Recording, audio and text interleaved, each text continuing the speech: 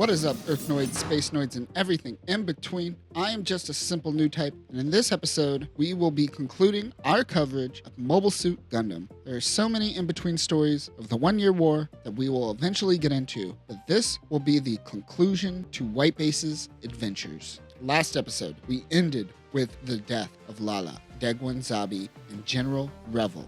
Giran is going full fascist dictatorship and taking control of the Principality of Zeon. So let's dive into EFF's final attack on Zeon.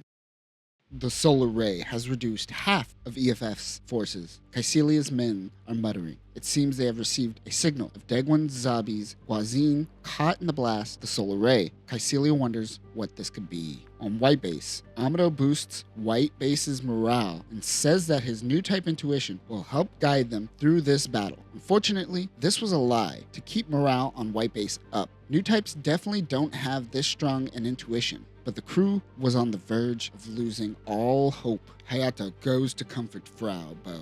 Ever since Hayato was injured, Frau and Hayato have been getting close. Amado notices this. The battle begins. Caecilia and Char make their way back to Baoa. Char goes to man the Zeon, while Caecilia goes to talk to Giran. When talking to Giran, she realizes that he is the one that killed their father. Meanwhile, Char goes to learn about the Jiang. The MSN-02 Jiang is a prototype mobile suit that has the same Psychomu system as the Elmith. It seems to be only 80% complete, but that 20% is the legs, and in space, legs don't really serve a purpose if you have thrusters. It is a bigger mobile suit because the Psychomu system is still relatively large. Char wonders if he can handle the Psychomu. The battle wages on. Char heads out in the Jiang. He spots the Gundam. Amado notices a strong mobile suit. It must be Char. Amado wants to continue engaging with Char, but right now, he needs to make it to Baoa. Now is not the time. Back on Baoa, Caecilia asks exactly what happened to Degwan. She shoots Giran in the back of the head.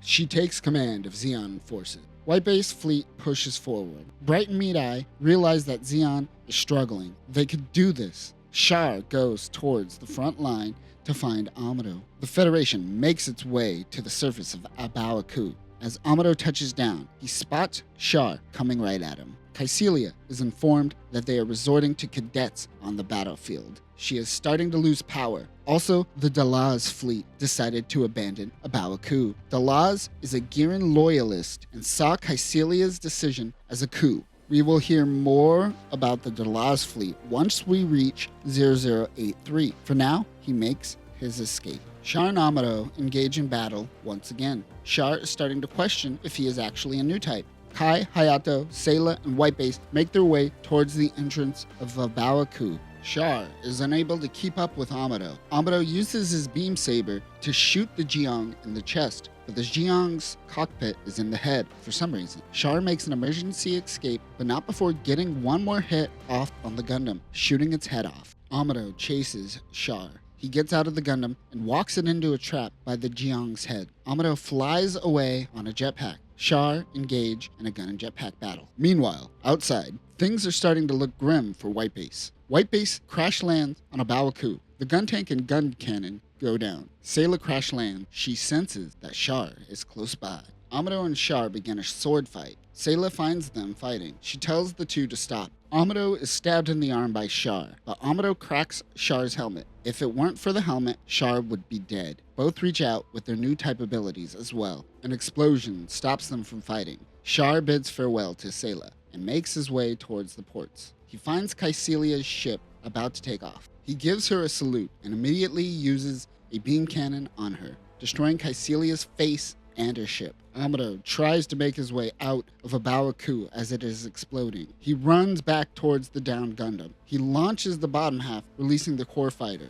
As he gets into the core fighter, but loses hope, Lala reaches out to Amado. She tells him that he has so much potential that he is yet to unlock. Amuro focuses. He uses his new type abilities to psychically speak with Bright, Sayla, and the rest of the crew to abandon ship in an evacuation pod. They make their way off of White Base. As they drift off into space, White Base is finally destroyed. They all wonder where Amuro is. The kids point to the stars. As a Baoa is destroyed, Amuro's core fighter is spotted. He no longer had a hatch on the core fighter, so he used a sheet metal to protect him. He jumps out of the core fighter and lands on the escape pod. Thanks to Lala, Amuro realizes that he has purpose. Universal Century 0080. War is starting to fade. EFF and the Republic of Zeon finally meet to begin peace negotiation at the lunar city of Granada and sign the Granada Treaty.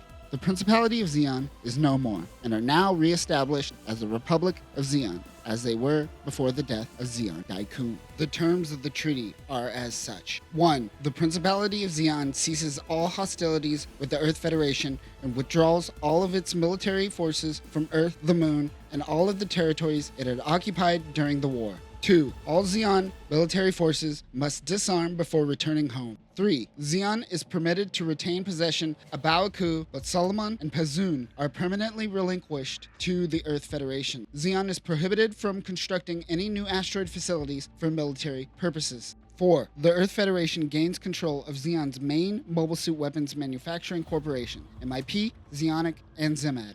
5. Further dispersal of Minovsky particles in space is prohibited among the signatories. And 6. Zeon shall officially rejoin the Earth Federation on January 1st, UC 0100.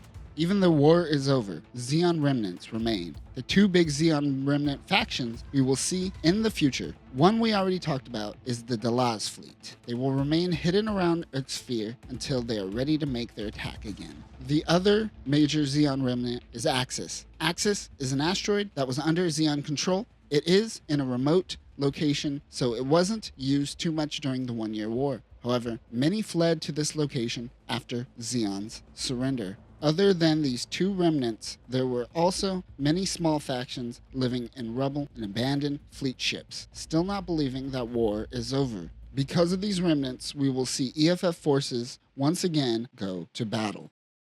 But that will do it for this episode and the original Mobile Suit Gundam UC0079. This is probably the densest year in Gundam lore, but hopefully I was able to help out a little bit. Oh yes, and if we look at our Zabi death board, we now have a complete card. In the future, we will stick around the 1-year war and bring our focus back to Earth as we'll go through Mobile Suit Gundam 8th MS Team. But until then, new types, do not try to bring forth some sort of Neo Zeon, something like that, you know?